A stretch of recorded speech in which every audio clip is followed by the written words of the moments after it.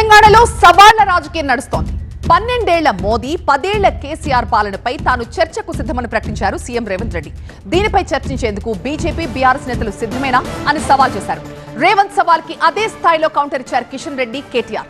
రేవంత్ రెడ్డితో చర్చకు తాము సిద్ధమే అన్న కిషన్ రెడ్డి ముందుగా ఆయనిచ్చిన హామీలని అమలు చేయాలంటూ డిమాండ్ చేశారు. ఇక రేవంత్ తో తాము కూడా చర్చకు రెడీ అని ప్రకటించారు కేటీఆర్. అసెంబ్లీలో చర్చ పెట్టాలి అన్నారు. అసెంబ్లీలో తమ మైక్ కట్ చేయకుండా ఉండే రేవంత్ బండారం మొత్తం కూడా బయటపడతామంటున్నారు. 12 ఏళ్లు మోడీ పాలన మీద, 10 ఏళ్లు కేసీఆర్ పాలన మీద, 12 నెలలు మా పాలన మీద మేము చర్చకు సిద్ధంగా ఉన్నాం.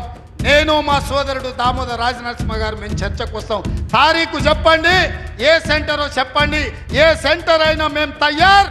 మీరు సిద్ధమైతే రాండి, ఎవరు ఏం చేసిండ్రో చర్చ చేద్దాం, తేలుద్దాం.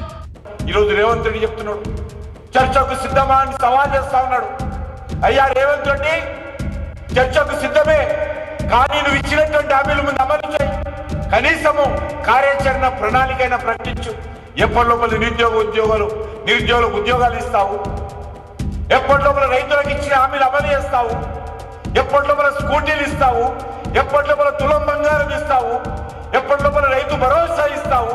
కౌలు రైతులకు, రైతు కూలీలకు ఎప్పుడు డబ్బులు ఇస్తావు? ముందు చెప్పు. ఇవి కాదు, దమ్ముంటే చేతనైతే అసెంబ్లీలో పెట్టు చర్చ. రాష్ట్రం మొత్తం చూస్తుంది, పెట్టు. 2 రోజులు పెట్టు, మైక్ కట్ కాకుండా చూడు. దమ్ముంటే నీకు స్పీకర్ను నువ్వు డిక్టేట్ చేసి, స్పీకర్కు కనుసైగల ద్వారా శాసించి ప్రతిపక్షం గొంతులు నొక్కుడు కాదు. దమ్ముంటే 38 మంది సభ్యులు మేమున్నాం. దమ్ముంటే మా సంఖ్యకు సరిపడే విధంగా మాకు టైమింగ్.